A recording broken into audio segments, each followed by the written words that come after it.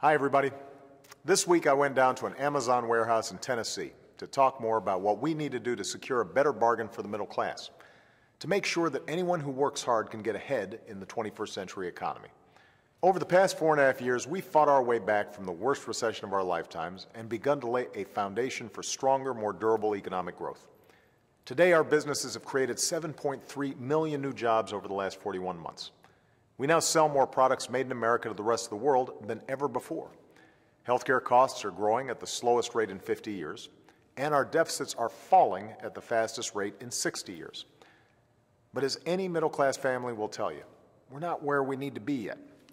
Even before this crisis hit, we were living through a decade where a few at the top were doing better and better, while most families were working harder and harder just to get by. Reversing this trend must be Washington's highest priority.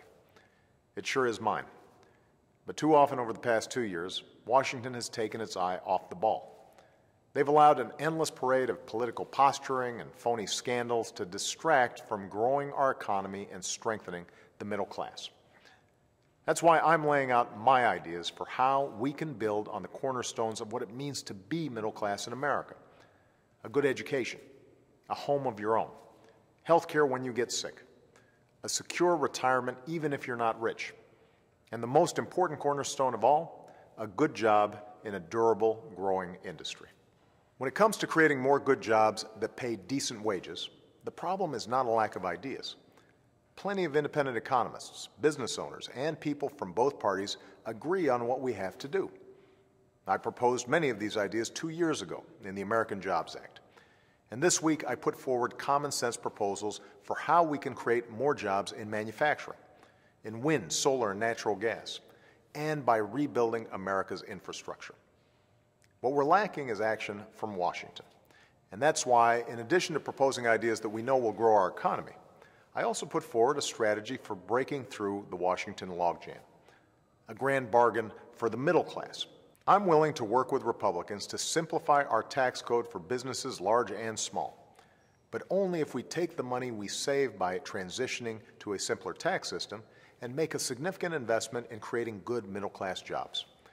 We can put construction workers back on the job, rebuilding our infrastructure. We can boost manufacturing so more American companies can sell their products around the world. And we can help our community colleges arm our workers with the skills they need in a global economy, all without adding a dime to the deficit.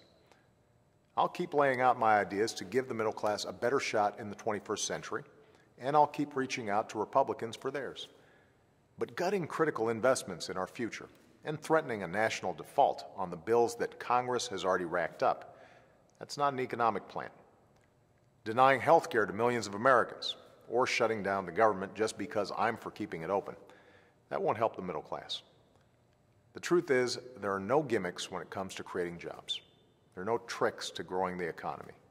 Reversing the long erosion of middle-class security in this country won't be easy, but if we work together and take a few bold steps, and if Washington's willing to set aside politics and focus on what really matters, we can grow our economy and give the middle class a better bargain.